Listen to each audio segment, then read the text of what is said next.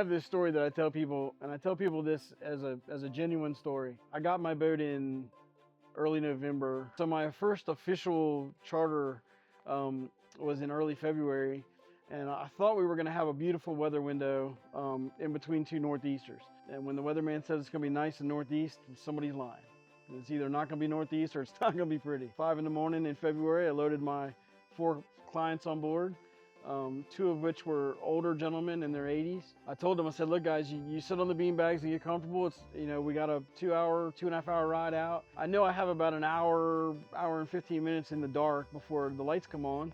And so I'm riding along and I could tell it's bumpy, and I told them it was gonna be a little bumpy to start with. And so we're riding along, and as the gray light starts to appear and I start to look around, I'm like, wow, there's a lot of whitewater out here. And then when the sun came up, I went, wow, it is plain rough. I get to the edge of the break 60 miles offshore, and I come off of plane, and the very first thing that happens is a wave crashes over the bow of the boat.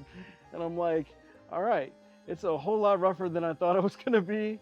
And it was probably 6 foot at 5 seconds. After 45 minutes, these older gentlemen were like, man, we are tired. We are done. Like, we have tons of meat. Like, we're good. I turned around and headed back in at like 28 knots, because now I'm kind of going with the sea condition.